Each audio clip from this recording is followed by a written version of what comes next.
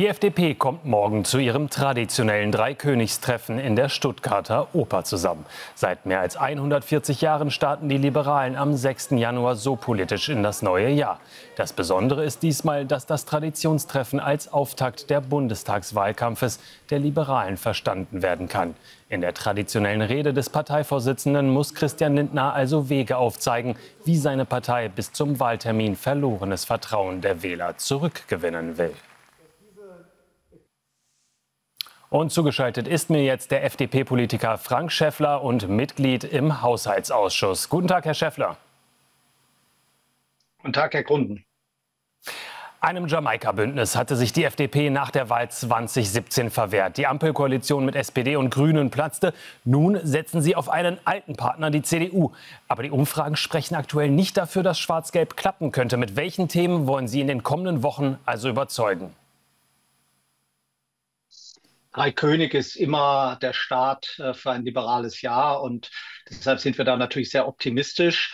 Ja, es geht um die Wirtschaftswende. Wir haben in den letzten Jahren seit 2018 massiv an Substanz in Deutschland verloren. Die Industrieproduktion ist um 14% gesunken seitdem. Wir sind noch nicht mal vor den Corona-Jahren wieder ökonomisch. Und deshalb geht es darum, dieses Land wieder fit zu machen. Das ist eigentlich die wirkliche Herausforderung. Wir sind der kranke Mann Europas.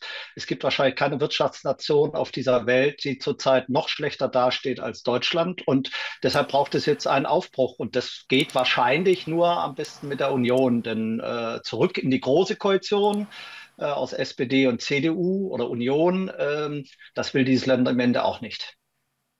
Ihre Kollegin Strack-Zimmermann spricht von einer gewaltigen Schnittmenge mit der Union. Aber wo unterscheiden Sie sich denn? Warum sollte ich zum Beispiel FDP wählen, wenn mir die Union beim Thema Wirtschaft und Migration doch eigentlich das Gleiche liefern will? Ich glaube, im Bereich der Sozialpolitik gibt es natürlich wesentliche Unterschiede. Wir müssen natürlich unsere Sozialsysteme fit machen, zukunftsfit machen.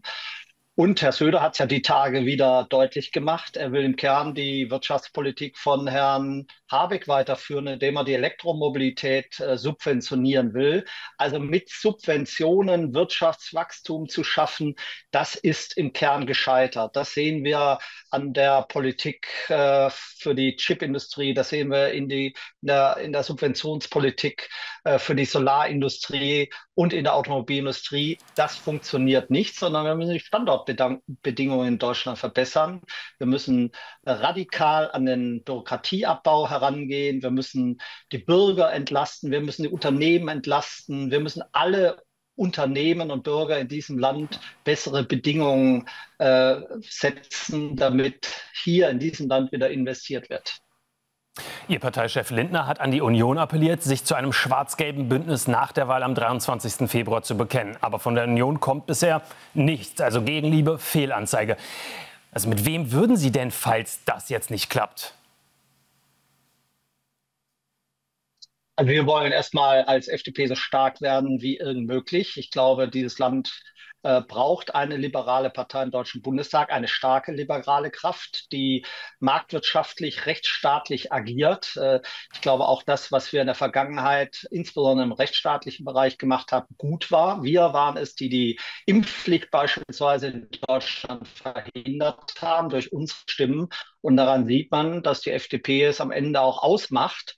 Und dann muss man schauen, ob es am Ende mit der Union reicht. Ich glaube, diese Herausforderungen, die wir insbesondere im ökonomischen Bereich haben, sind am leichtesten zu bewältigen mit einer gemeinsamen Koalition mit der Union. Aber dass das kein Zuckerschlecken sein wird, das ist uns natürlich auch klar.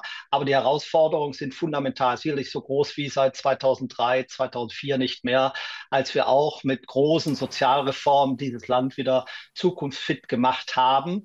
Und das steht jetzt wieder an. Ich glaube, dieses Land hat gute Chancen, wieder aus dieser Krise herauszukommen. Aber wenn wir weiter so machen wie bisher oder mit einer Koalition aus Union und SPD weitermachen, ja, dann stehen wir nach 4 Jahren wieder als kranker Mann Europas da. Und ich glaube, das können wir uns nicht leisten. Herr Schäffler, ich danke Ihnen für dieses Gespräch.